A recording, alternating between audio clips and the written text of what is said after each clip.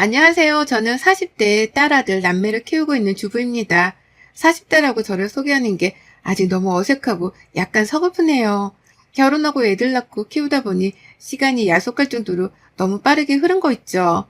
제게도 젊은 시절 예쁠 때가 있었는데 지금은 완전 아줌마가 다 된 듯 합니다. 평소에 막장 드라마나 내용이 딥한 소설, 드라마나 이런 거 보는 걸 너무 좋아하거든요. 그러다 이 유튜브 채널을 알게 되었고 완전 푹 빠져 살고 있답니다. 늘 사연을 듣기만 하다가 문득 제 사연도 올려볼까 싶어서 용기를 내 올려봐요.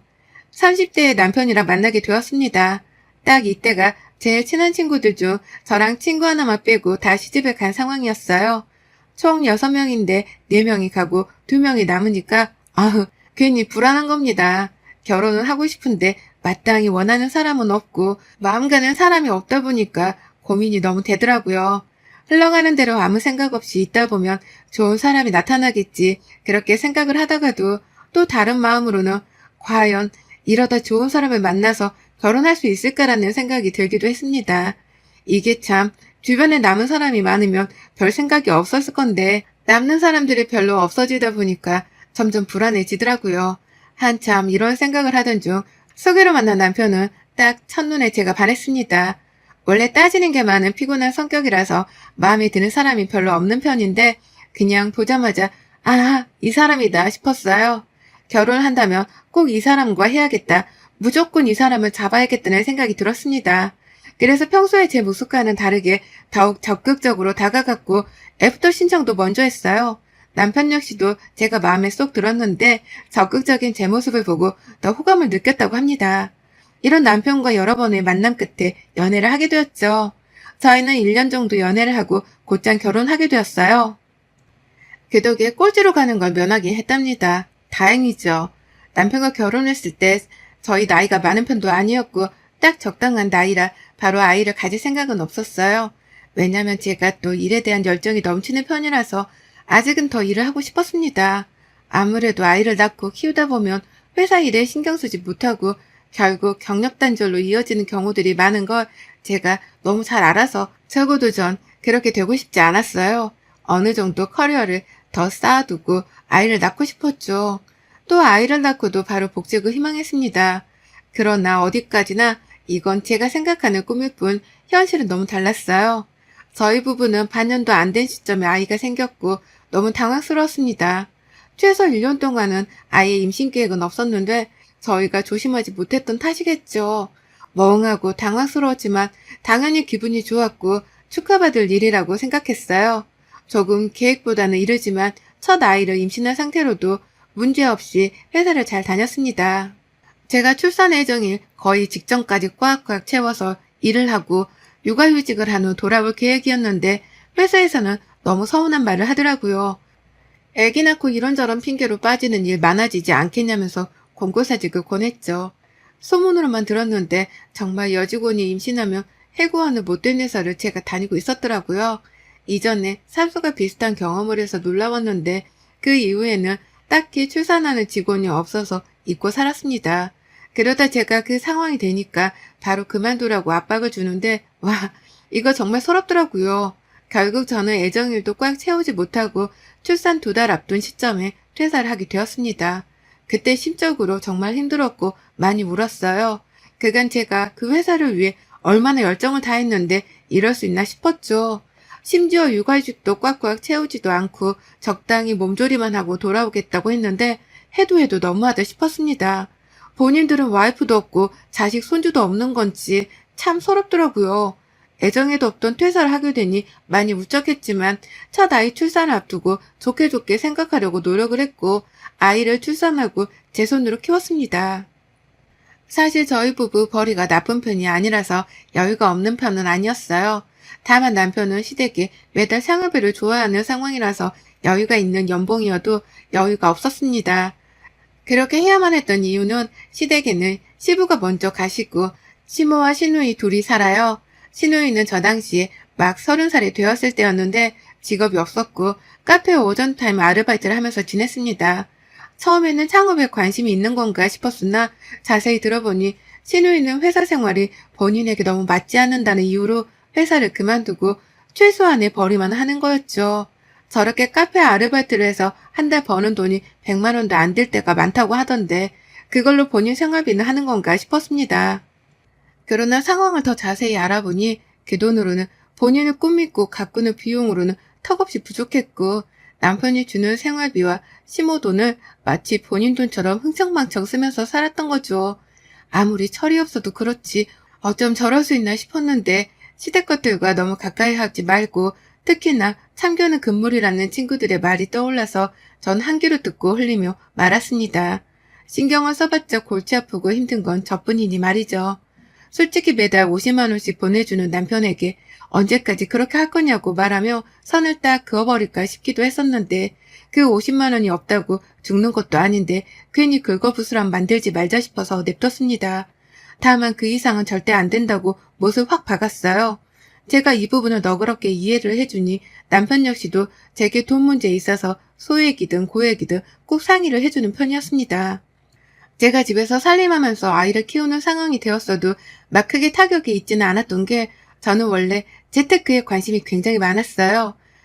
친정아빠가 그쪽에 관심이 많으셔서 자연스레 배우게 되었고 꼭 좋은 게 있으면 알려주셔서 함께 투자를 하곤 했었죠. 그렇다 보니 제가 모은 돈보다 더 큰 돈으로 불릴 수 있게 되었고 여윳돈은 늘 있었습니다. 결혼을 했어도 혹시 모르는 상황에 대비하고자 비상금을 슬쩍 빼뒀었는데 그걸 또 늘리고 늘리면서 나름 여유롭게 생활을 하고 있었어요. 남편은 제가 이렇게까지 재테크를 잘하는 줄은 몰랐고 굳이 말하지 않았습니다.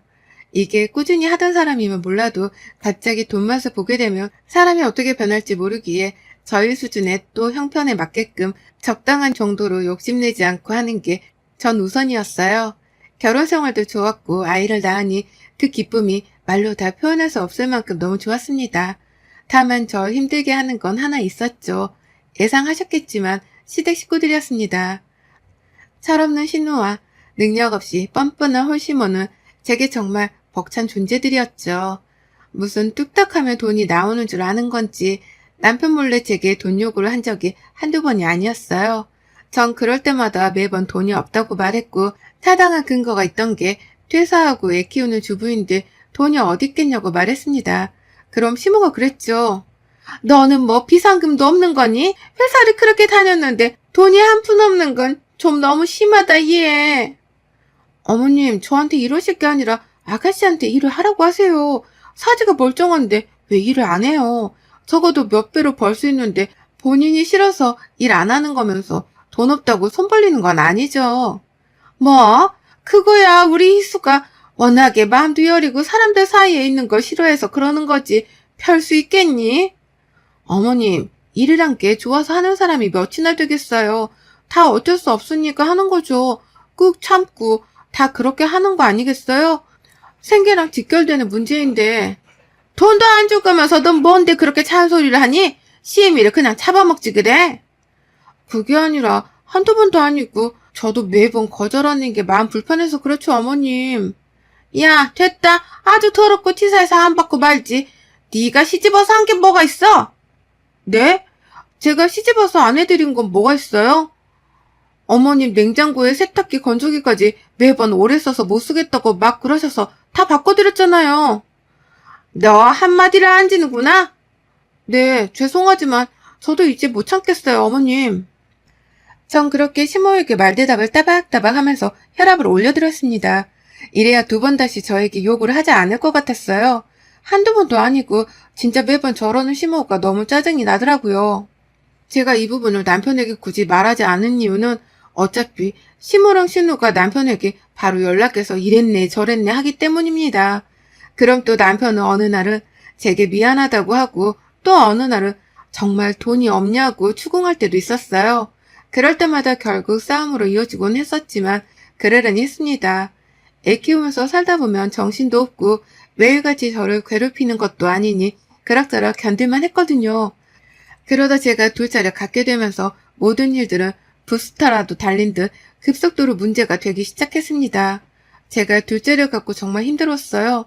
첫째 때는 입덧이 심하지도 않았는데 둘째 때는 정말 입덧이 너무 심각해서 이러다 내가 죽겠다 싶을 정도였습니다. 물 한 모금을 제대로 넘기지도 못하겠는데 하필 또 첫째는 왜 이렇게 말썽인지 난리도 아니었죠. 오죽하면 겨우 이제 4살인 첫째를 붙들고 울면서 사정한 적도 있습니다. 혜진아, 제발 엄마 좀 도와줘. 엄마 너무 힘들어서 그래, 어? 아, 혜진아, 제발. 얘가 뭔 잘못이 있고 뭘 알겠습니까? 그러나 제가 힘드니까 미치겠는 거죠. 상황이 이렇다 보니 결국은 친정엄마 찬스를 안 쓸 수가 없었어요. 친정엄마께서 자주 오셔서 첫째를 봐주시곤 했습니다. 첫째가 어린이집 갔다 오면 밥 먹이고 씻기고 놀아주시고 하는 걸 도와주셨어요. 다행인 건 집이 가까웠다는 거죠. 그렇게 엄마가 도와주니까 조금은 살 것 같더라고요. 휴식 시간이 찾아오니 죽을 것 같던 몸과 마음이 살아나기 시작했습니다. 제가 이렇게 힘들어하는 걸 저희 엄마 아빠께서는 너무 안쓰럽게 생각을 하셨고 둘째 출산을 앞두고 친정집에 오라고 하시길래 애를 데리고 갔어요. 그러자 상상하지도 못한 선물을 받게 되었습니다. 아유, 둘째라 그런가? 예진이 때랑은 다르게 배가 엄청 나왔네. 힘들어서 어쩌냐? 밥은 좀 넘어가냐 이제? 아니야 아빠, 안 넘어가고 나 죽어. 내가 진짜 이번에 뼈저리게 느꼈어. 엄마는 위대해. 내가 2번 다시 임신하나 봐라. 정말 이유 없이 예진 아빠가 그렇게 밉다니까? 막 얄밉고 짜증나고 그래. 그래도 그렇다고 최서방한테 화풀이하고 그러면 못 써. 나쁜 거야 그거. 아니 그걸 떠나서 너 아빠가 가만 보니까 둘째까지 태어나고 하면 복직은커녕 일하는 게 힘들 것 같더라고. 아무리 재테크하고 여윳돈이 있다고 해도 매달 돈이 정기적으로 들어와야 너도 마음이 편하겠다 싶어서 아빠 저쪽에 아파트 하나 있는 거 알지? 그거 출산 선물로 줄 테니까 그거 세 받으면서 살아. 정말? 나야 좋지. 세상에 부자 아빠 두니까 이런 게 좋네요. 얼씨구 거기 세만 해도 꽤 나오니까 비상금으로 모아두던가 쓰던가 해. 우리 딸 언제 커서 애를 2이나 낳고 세월 참 빠르네. 담비야, 다른 건 몰라도 사람 일은 어떻게 될지 모르니까 늘 돈을 잘 모아둬야 해. 언제 어디서 목돈이 필요할지 몰라. 아빠만 명심해. 응, 알겠어. 고마워, 아빠. 전 그렇게 아빠에게 출산 선물로 예상치 못했던 아파트를 받게 되었어요. 그 덕분에 더 마음이 편해졌죠. 굳이 남편에게 먼저 말하지는 않았고 잘 모아두고 있었습니다. 그런데 주변 지인들이랑 대화를 하다 알게 되었는데 이렇게 제가 집이 생겼다는 걸 끝까지 숨길 수가 없을 건데 나중에 걸리는 모양새보다는 차라리 알리고 모아두겠다고 하는 게 더 좋을 것 같다고 해주더라고요. 괜히 속이는 꼴이 되면 불리해질 수 있다고 말이죠. 한참 고민을 해보니 일리가 있는 말인 듯해서 저는 남편에게 슬쩍 말했습니다. 둘째를 낳고 한참 정신이 없을 틈을 타서 정말 슬며시 지나가는 말로 흘렸고 마침 첫째 둘째가 동시에 울고불고 난리가 나서 남편과 저는 이단 분류가 되어 애들을 돌보며 넘어가게 되었어요. 여보, 아빠가 출산기념 선물로 아파트 하나 명의 넘겨주셨어. 그거 세 받는 거는 혹시 모르니까 그냥 내 앞으로 모아두려고. 아빠는 내가 하고 싶은 거 하라는데 혹시 모르니까 아무튼 뭐 알고만 있으라고. 애진 아빠, 애진이를 당신이 달래고 진수를 날 줘. 아 정말? 장인어른 멋지시네. 잘됐다. 아니 빨리 애진이 달래라고. 애 자지러지잖아. 알겠어. 애진아, 아이고 졸려요. 코 할까요? 그렇게 슬쩍 분명하게 말을 했고 그 이후 남편이 별말이 없길래 저도 굳이 말하지 않았어요. 딱 이맘때쯤 갑자기 심호에게 전화가 왔습니다. 별로 받고 싶지 않았지만 오랜만에 전화가 오기도 왔고 별 생각 없이 받아봤어요. 나다. 지금 통화 괜찮지? 네 어머님. 글쎄 우리 희수가 곧 결혼을 할 것 같거든. 그래서 너네들이랑 상의할 것도 좀 있고 해서 얼굴 좀 보면 좋겠는데 니들이 올래? 우리가 갈까? 편한 대로 해. 아니다. 아무래도 진수가 아직 어리니까 우리가 가는 게 좋겠지? 네. 그래 주시면 감사하죠. 그런데 아가씨가 결혼하는 거예요? 무려 성형외과 의사야. 거기다 의사 집안이고 개인 병원도 갖고 있는 거 있지?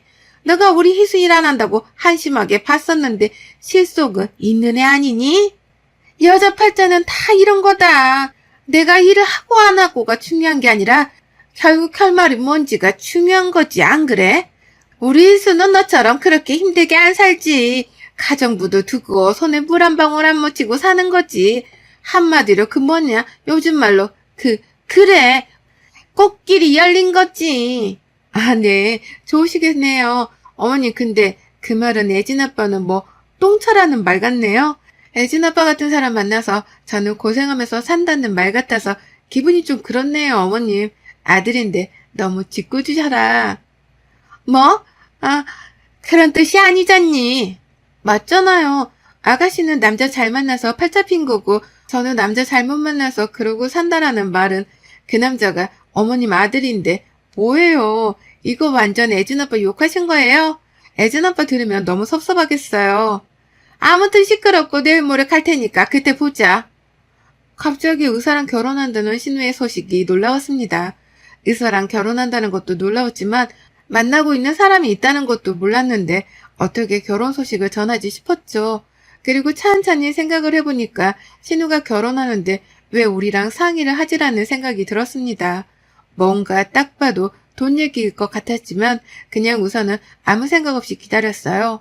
돈 얘기라고 한들 당장 말한 게 아닌데 제가 뭐 할 게 없었으니 말이죠. 그렇게 당일이 되었고 신우와 시모는 저희 집으로 찾아왔습니다. 마침 애들 낮잠 시간이라 애들을 모두 재웠고 시모와 신우 그리고 저희 부부가 둘러앉아 대화를 나눴죠. 이야, 최희수. 성형외과 닥터를 꼬셨어? 너 능력 있다? 그래서 결혼을 언제 하기로 한 거야? 참나, 날 뭘로 봤는데 여태 그럼?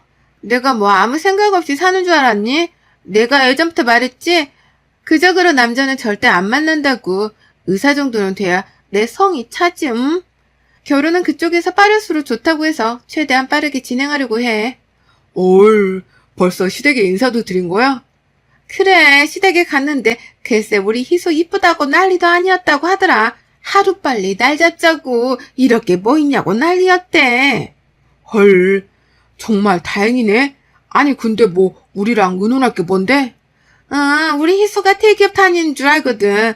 그쪽에서는 우리가 그거 사문서랑 싹 다 조작해서 보여주고 한 거라 철석같이 믿고 있고 뭐 결혼하고 바로 애 갖고 퇴사 처리하면 그만이니까 문제될 건 없잖아. 근데 문제는 당장 돈이 없는 거지. 그쪽 수준에 맞추려면 정말 억소리가 나는데 대출 다 땡겨봐도 5천만 원 뿐이야. 나머지는 니들이 조금 도와줘야 할 것 같아. 아, 그래? 그거 걸리면 위험한데? 안 걸려. 이미 서류는 다 우리한테 있고 없앴어. 벌써 임신하려고 노력 중이고. 그럼 뭐, 5천만 원 필요한 거야? 더 있으면 좋고. 시댁 것들이 대화를 나누는데 제가 지금 대체 무슨 소리를 들은 건가 싶었어요. 어이가 없어서 말이 안 나왔습니다. 사문서 위조 자체가 불법인데 지금 무슨 소리를 들은 건가 싶었죠. 전 어이가 없어서 멍하니 있다가 이대로 있다가 5천만 원 그 돈까지 당연히 줘야겠다 싶어서 나섰습니다. 사문서 위조 그거 걸리면 쉽게 안 나와갈 거예요. 그리고 그 집안 대단한 집안이라면서요. 그런 곳에서 이 문제를 쉽게 넘어가 주겠어요? 그뿐 아니라 저희가 5천만 원을 어떻게 해드려요? 에? 안 걸리면 괜찮지 뭐. 그리고 당신 돈 엄청 많이 있잖아. 아니, 장인어른이 이 사람 출산 선물로 아파트를 줬거든. 거기가 얼마짜린데 거기 담보로 대출을 받던가 아님 팔고 다른 거 사도 괜찮지 않나? 그게 사실이야?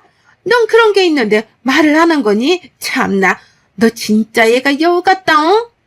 뭐라고요? 그게 뭐 어머님 거세요? 그리고 아가씨 결혼하는데 제가 왜 저희 아빠가 주신 집까지 팔아가면서 돈을 해줘요? 전 죽어도 싫고 그 집 손댈 생각도 없으니까 결혼을 하든 말든 알아서 하세요. 당신도 돈을 해줄 거면 능력과 알아서 해주던가 해. 나한테 피해주지 말고. 아, 진짜 있는 것들이 더한다더니 너무 모진 거 아니야? 아무리 시댁 식구여도 내 동생이면 당신 동생인 거 아니야? 저거 여우 같은 게 그런 재산이 있으면서도 딱 속이고 있던 거 봐. 제가 왜 그걸 어머님한테 말해야 하는데요? 속인 적도 없고 말할 이유도 없죠. 아무튼 나가주세요. 이런 얘기 더 이상 하고 싶지 않으니까. 전 뺨을 맞았습니다. 신목을 싸가지 없다며 여우 같다며 뺨을 때리더라고요. 그런데 더 열받는 건 남편이 옆에서 그럴 줄 알았다고 하더라고요. 에휴, 너 내가 그렇게 까불다 맞을 줄 알았다. 그러게 사람이 인정이 있어야지. 혼자만 잘 살자고 그럼 욕먹는 거야. 겨우 뺨 좀 터치한 걸로 유난 떨 생각 말고 그만 까불어 당신도 엄마한테. 그래서 저도 심호밤을 터치해줬습니다. 겨우 빰 터치한 걸로 니들도 그만 까불고 입 다물고 내 집에서 나가. 이 거지 같은 것들아. 니들은 내가 어떻게 해주는지, 왜 사람이 똑똑하게 살아야 하는지 알려줄 테니까 기대해. 전 그 이후 신우 남편 될 사람에게 찾아가서 모든 사실을 폭로했고 예상대로 법적 대응을 아주 강하게 했습니다. 결국 시댁 것들은 경찰서랑 법원을 밥 먹듯 왔다 갔다 했고 벌금에 합의금까지 있는 돈 없는 돈 다 털어서 내야 하는 엔딩을 맞이했죠. 물론 전 이혼했어요. 이혼하고 잘 살다 우연히 들은 시댁 것들의 소식에 배꼽 잡고 웃었습니다. 그 버릇이 어디 가겠나요? 결국 신우는 또 그 사이에 사고를 쳐서 남편이 대출까지 받아서 막고 또 막다가 결국은 모든 걸 다 날리고 셋이 작은 집에서 옹기종기 모여 산다고 합니다. 그리고 시모는 남의 집에서 청소를 해주며 일을 하고 신우 역시 식당 일을 하며 어떻게든 살려고 발버둥 치고 있다고 해요. 딱 이 상황을 들었는데 한 가지 생각만 떠올랐습니다. 꼴 좋다 이것들아. 착하게 살아라. 여러분의 생각은 댓글로 남겨주세요. 오늘도 시청해주셔서 정말 감사합니다.